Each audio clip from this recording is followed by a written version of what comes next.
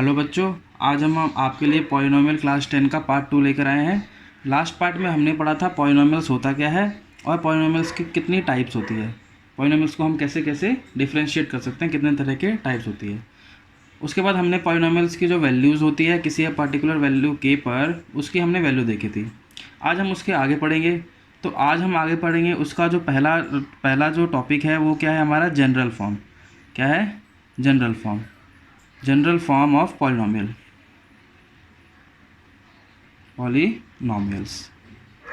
ठीक है। तो हमारा जो फर्स्ट पार्ट था, फर्स्ट जो टाइप है वो हमारा लीनियर था। अब जैसा कि आपको पता है लीनियर जो है, लीनियर पॉलिनोमियल में जो डिग्री होती है वो 1 होती है। कितनी होती है हमारी डिग्री? हमारी होती है 1। तो डिग्री अगर 1 होगी तो x की जो हाईएस्ट पावर होगी वो क्या होगी? x। तो x अगर वेरिएबल वाला होगा तो उसके साथ कुछ कोफिशिएंट मान लेते हैं a, और ये हमारा मान लेते हैं कांस्टेंट टर्म जो कि है b। तो हमारी जो general form of linear equation होगी वो हमारी हो जाएगी ax plus B. Okay. Second जो है हमारा वो है हमारा क्वाड्रेटिक। क्या है हमारा? क्वाड्रेटिक। क्वाड्रेटिक की हमारी हमें पता है कि डिग्री कितनी होती है? डिग्री होती है 2। तो डिग्री 2 है तो इसकी जो जनरल फॉर्म होगी वो होगी ax square plus B X plus C. Okay. Third जो है हमारा लीनियर, सॉरी क्यूबिक। क्या होती है? क्यूबिक। क्यूबिक में हमारी डिग्री कितनी बताई थी? हमने आपको डिग्री बताई थी 3। तो इसके लिए हमने जो जनरल फॉर्म होगी A X cube plus B X square plus C X plus D. Okay. तो अगर हम यहाँ से एक चीज़ और देखें, अगर मैं आपसे एक चीज़ पूछूं कि what is the maximum number of terms a linear equation have, तो आपका आंसर क्या होना चाहिए? 2। मतलब लीनियर इक्वेशन के अंदर हमारे पास, लीनियर पॉलिनोमियल के अंदर हमारे पास मैक्सिमम टर्म्स जो होगी वो 2 होगी, और क्वाड्रेटिक के अंदर क्या होगी हमारे पास? 3, और क्यूबिक के अंदर क्या होगी हमारे पास? 4। मैक्सिमम है, मिनिमम कितनी होगी? मिनिमम तीनों ही केस में हमारे पास 1 1 होगी। क्यों? अगर हमारे पास पॉलिनोमियल को डिफाइन करना है तो हमारे पास क्या होना चाहिए? Highest power term. तो हाईएस्ट पावर टर्म अगर होगा तो उसके अलावा उसके बाद अगर कुछ हो या ना हो उससे कोई मतलब नहीं है। क्वाड्रेटिक इक्वेशन तो वही रहने वाली है जो हमारी है। ओके। नेक्स्ट जो है हमारा, हम पढ़ते हैं zeros. Zeros of the polynomial.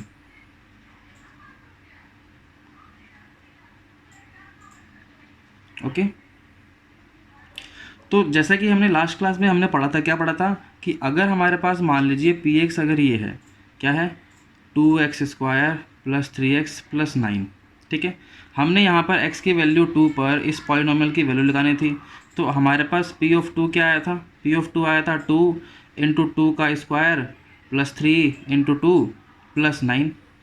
हमने इसको सॉल्व करा तो 2 4 जा 8 प्लस 6 प्लस 9।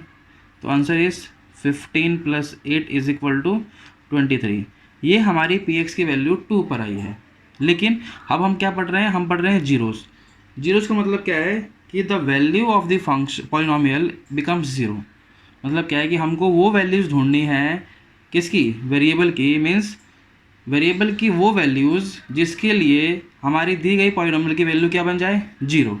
मीन्स अगर हमारे पास एक पी एक्स है, लेट से 2x square plus 3x plus 9। Okay. तो अगर मैं इस पॉलिनोमियल को जीरो के इक्वल करता हूँ, पी ऑफ एक्स जो आना चाहिए वो कितना आना चाहिए? जीरो। तो इस टाइम पर जो x की वैल्यू होगी, लेट से k, तो k क्या बन जाएगा मेरा बन जाएगा जीरोज़। मतलब मैं x की कोई ऐसी वैल्यू ढूंढ लूँ जिसके लिए इस पॉलिनोमियल की वैल्यू क्या हो जाए? जीरो हो जाए। तो वो मेरी क्या वैल्यू कहलाएगी? वो मेरी वैल्यू कहलाएगी zeros of the polynomial. For example, अगर मैं आपके सामने एक एग्जांपल लेता हूँ, छोटा सा लीनियर एग्जांपल लेता हूँ, P X is equal to 3x plus 2। आपको समझ आएगा मैं क्या कहना चाह रहा हूँ? P X is equal to 3x plus 2। अगर मेरे को x की ऐसी वैल्यू ढूंढनी है जिसके लिए जीरो बन जाए, इसका मतलब पी एक्स की वैल्यू क्या आनी चाहिए? पी एक्स की वैल्यू जीरो आनी चाहिए। पी एक्स की वैल्यू क्या आनी चाहिए? जीरो आनी चाहिए। तो इसका मतलब 3x प्लस 2 की वैल्यू क्या आनी चाहिए? जीरो। अगर तुम इसको सॉल्व करोगे तो x की वैल्यू क्या आएगी? -2/3। कोई डाउट? -3 सॉरी -2/3। ओके। तो इसका मतलब जो x की वैल्यू -2/3 है मेरे पास आई है, वो क्या आया है, वो जीरोज़ आया है। क्या ऐसी और कोई वैल्यू है जो इस इक्वेशन में पुट करने पर इसका आंसर ज़ीरो आ जाए? जी नहीं, ऐसी कोई और वैल्यू नहीं है। ओके, अब कैसे नहीं है देखो, अब मैं यहाँ पर आपको बताता हूँ। सेकंड जो चीज़ है वो है हमारी नंबर ऑफ़ जीरोज़। क्या है हमारी? Number of zeros.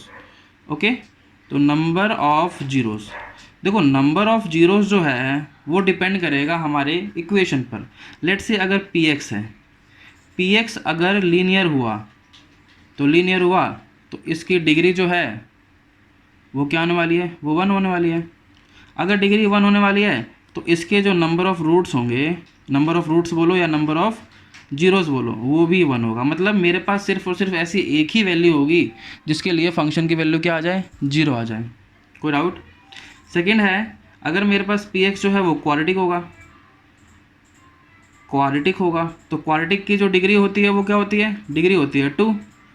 तो क्वाड्रेटिक इक्वेशन के लिए मेरे पास ऐसी दो वैल्यूज़ आएंगी जिसके लिए फंक्शन क्या हो जाएगा, 0 हो जाएगा। यहाँ पर मैं फंक्शन इसलिए बोल रहा हूँ क्योंकि polynomial is an expression in the variables. ठीक है, वेरिएबल्स में ही इक्वेशंस होती है, तो उसको आप एज अ फंक्शन भी बोल सकते हो, कोई बड़ा इशू नहीं है उसमें। तो इसमें कितने जीरोज आने वाले हैं हमारे पास, 2 जीरोज आने वाले हैं। सेकेंड है, अगर मान लो पी एक्स हमारा क्या बन जाए, क्यूबिक बन जाए। क्या बन जाए? क्यूबिक। अगर क्यूबिक बन जाएगा तो हमारी डिग्री क्या हो जाएगी, डिग्री हो जाएगी 3। तो सिमिलरली हमारा नंबर ऑफ जीरोज़ क्या बन जाएगा, नंबर ऑफ जीरोज़ जो बन जाएगा वो बन जाएगा 3। मतलब हमारे पास ऐसी 3 वैल्यूज आएगी जिसके लिए फंक्शन हमारा क्या बन जाएगा, 0 बन जाएगा। ओके, कोई डाउट? एग्जाम्पल मैं कराता हूँ दोनों का ही। देखो लीनियर का तो मैंने यहाँ पर करा दिया है, ठीक है। अगर मैं क्वाड्रेटिक का एग्जाम्पल लूँ तो लेट से पी एक्स की वैल्यू क्या आ रही है मेरे पास, पी एक्स की वैल्यू आ रही है लेट से 2x² plus 3x plus 1। Okay, तो यहाँ पर देखो 2x², अगर मैं इसको पी एक्स को क्या मानता हूँ, पी एक्स को अगर मैं यहाँ पर 0 मानता हूँ तो यहाँ पर मेरे पास ओके, अगर मैं क्वाड्रेटिक की बात करता हूँ तो P X is equal to क्या ले लिया मैंने, 0 ले लिया। अगर मैंने P X is equal to 0 ले लिया तो इसका मतलब क्या हुआ, इसका मतलब यहाँ पर 2x² plus 3x plus 1 is equal to 0। अब तुमको पता है ये कैसे सॉल्व करते हैं, ये हमारा स्प्लिटिंग द मिडिल टर्म से सॉल्व होता है। अभी हम सारे मेथड भी दोबारा से डिस्कस करेंगे। फिलहाल के लिए तुमने जो क्लास 9 में पढ़ा है उसके हिसाब से हम करते हैं। देखो इन दोनों का जो प्रोडक्ट होता है उसको हमको ऐसे दो नंबर्स में ब्रेक करना होता है जिसका सम जो आए वो 3 आए। मीन्स अगर मैं 2 × 1 को मल्टीप्लाई करूँ तो मेरा आंसर क्या आता है, 2। अब 2 को ऐसे दो नंबर्स में ब्रेक करना होता है, लेट से ए और बी। तो ए और बी का जो सम है वो क्या आना चाहिए, 3 आना चाहिए। ठीक है, तो ऐसे मेरे पास जो नंबर्स होंगे वो क्या होंगे, 2 और 1। क्यों, 2 और 1 को मल्टीप्लाई करोगे तो 2 आएगा और 2 और 1 को प्लस करोगे तो 3 आएगा। तो यहाँ पर हो जाएगा 2x plus x plus 1 is equal to 0। तो यहाँ से देखो, यहाँ से अगर मेरे पास 2x कॉमन आ गया तो यहाँ बचेगा मेरा x और यहाँ बचेगा 1, और इन दोनों में कुछ भी कॉमन नहीं है तो 1 कॉमन है, तो x plus 1 is equal to 0। तो x plus 1 into 2x plus 1 is equal to 0। Okay, तो यहाँ से मेरे पास क्या आया, यहाँ से मेरे पास आया कि x, देखो दो नंबर्स का प्रोडक्ट 0 कब होगा, जब या तो ये 0 होगा या तो ये 0 होगा। तो x प्लस 1 की वैल्यू 0 होगी या फिर 2x प्लस 1 की वैल्यू 0 होगी। ओके, तो यहाँ से मेरे पास आया या तो x की वैल्यू -1 होगी या फिर x की वैल्यू -1/2 होगी। कोई डाउट? समझ आया बच्चों आपको क्या बताया मैंने? है ठीक है। अभी के लिए फ़िलहाल मैंने आपको एग्जांपल बताया कि जीरोस का मतलब ये होता है कि आपकी वो वैल्यूज़, जो वैल्यूज़ फंक्शन के अंदर पुट करने पर आपका आंसर क्या बना दे, 0 बना दे। मीन्स आउटपुट जो है वो आपका 0 आना चाहिए। ओके, अब देखो इसका ज्योमेट्रिकल मीनिंग क्या है, आप ज्योमेट्रिकल मीनिंग समझने की कोशिश करते हैं। ओके, जियोमेट्रिकल मीनिंग, ठीक है। एनसीईआरटी के अकॉर्डिंग हम चल रहे हैं, ऐसा एक भी टॉपिक नहीं होगा जो आपको छूटेगा एग्जाम पॉइंट ऑफ व्यू से। ठीक है, देखो ज्योमेट्रिकल मीनिंग क्या है। लेट से अगर मैं आपको देखो P X is equal to क्या करता हूँ, P X is equal to मान लो x प्लस 3 कर दिया। ठीक है, x प्लस 3 मैंने एग्जांपल ले लिया। अब देखो P X is equal to x plus 3, zeros की बात कर रहा हूँ मैं, ज्योमेट्रिकल मीनिंग किसका, जीरोस की। ओके, देखो अगर मैं यहाँ पर पी एक्स की वैल्यू अगर मैं पुट करता हूँ, क्या 0 आना चाहिए मेरे पास। तो यहाँ से x प्लस 3 की वैल्यू 0 आनी चाहिए, तो यहाँ से x इज इक्वल टू क्या आ जाएगा, -3 आ जाएगा। कोई डाउट? ठीक है। अब देखो x की वैल्यू -3 पुट करने पर आंसर क्या आ रहा है, 0 आ रहा है। x की वैल्यू -3 पुट करने पर क्या आ रहा है, आंसर 0 आ रहा है। इसका मतलब -3 is the zeros of the given polynomial. तो इसका ज्योमेट्रिकल मीनिंग क्या हुआ, लेट से देखो अगर आप यहाँ पर ग्राफ बनाते हो उसका, किसका, x+3 का, ठीक है, x+3 इज इक्वल टू 0 का, तो ये मेरा x हो गया और ये मेरा y हो गया, देखो, और ये मेरा ओरिजिन है 0, ठीक है। x की वैल्यू -3 कहाँ होगी, x की वैल्यू -3 यहाँ होगी, ठीक है। तो यहाँ पर -3, 0 होगा कोऑर्डिनेट, ठीक है। अब x की वैल्यू -3 है, तो देखो यहाँ से एक ऐसी लाइन जो कि क्या होगी, वो यहाँ से पास करेगी, कहाँ से, -3, क्यों, जब अगर इसकी वैल्यू 0 आ रही है तो यहाँ से पास होना चाहिए, सिंपल सा लॉजिक है। अब यहाँ पर देखो x इज इक्वल टू -3, देखो यहाँ पर अगर 2 वेरिएबल्स होता तो हम 2 वेरिएबल्स में इक्वेशन हमारी अलग बनती है, क्योंकि हमको 2 वेरिएबल लेके चलना था। यहाँ पर x की वैल्यू 3 है, मीन्स अगर मैं इसको 2 वेरिएबल्स में लिखना चाहूँ तो x प्लस यहाँ पर y तो है नहीं, तो y को कैसे लिखता हूँ, 0 into Y is equal to -3, ठीक है। तो अगर मैं इसका ग्राफ बनाता हूँ तो x y, देखो x की वैल्यू, y की वैल्यू कुछ भी रखो, क्या x की वैल्यू पर फर्क पड़ेगा, देखो y अगर यहाँ 1 होगा तो भी x की वैल्यू -3 आएगी, y की वैल्यू अगर 2 होगी तो भी यहाँ पर x की वैल्यू -2 आएगी, -3 आएगी, कुछ भी रख लो भाई, तो इसका मतलब डिपेंड नहीं कर रहा है यहाँ पर। तो y की वैल्यू क्या है, फिक्स है, ठीक है। y की वैल्यू कुछ भी चेंज करो, यहाँ यहाँ यहाँ यहाँ कुछ भी रखो, x की वैल्यू तो क्या रहने वाली है, 6, 3 -3 रहने वाली है। तो इसका मतलब जो हमारा जो ग्राफ होगा वो ये होगा। देखो इसका मतलब क्या हुआ, देखो this is the graph of the P x, ये हमारा पी एक्स का ग्राफ है, ठीक है। इससे क्या समझ आ रहा है आपको, इससे ये समझ में आ रहा है कि देखो इसकी जो जीरोस थे वो कितने आए, 1 0 आया, तो 1 0 आया मीन्स इसने एक्स एक्सिस को कितनी बार कट करा, एक बार। समझ आया ये चीज़, एक बार कट करा, ठीक है। क्यों करा, क्योंकि 1 ही 0 आए थे। अब मैं देखो आपके सामने दूसरा एग्जांपल लेता हूँ, P X is equal to, दूसरा एग्जांपल क्या लिया मैंने, दूसरा एग्जांपल लिया था मैंने जो लास्ट एग्जांपल लिया था वो क्या लिया था, वो 2x² प्लस 3x प्लस 1। देखो जब तुमने इसको सॉल्व करा था तो पी एक्स की वैल्यू 0 कब आई थी, या तो x की वैल्यू -1 होगी, या तो x की वैल्यू क्या आई थी, -1/2। तो अगर तुम इसका ग्राफ बनाते हो तो इसकी वैल्यू 0 कब होगी, देखो इसकी वैल्यू 0 होगी या तो हमारी -1 पर होगी, एक तो ये मेरा -1/2 है और ये मेरा -1 है, तो ये तो यहाँ 0 होगी या तो यहाँ 0 होगी, ठीक है। अब देखो मतलब ग्राफ जो है, देखो ग्राफ दोनों पॉइंट से पास होगा, मतलब देखो ऐसे भी जा सकता है ग्राफ और ऐसे भी जा सकता है ग्राफ, ठीक है। वो अभी हम डिस्कस करेंगे कैसे जाएगा, वो जो आने वाले जो टॉपिक्स होंगे उसमें समझ में आएगा आपको कि कैसे होगा, किसका ग्राफ कैसा बनता है, ठीक है। ओके, ये हमारा ऐसे ग्राफ जाएगा। तो इसका मतलब इसने इक्वेशन को कितनी बार कट करा, 2 बार, ओके। तो क्यों करा 2 बार कट, क्योंकि इसके 2 जीरोस आए थे, समझ में आया।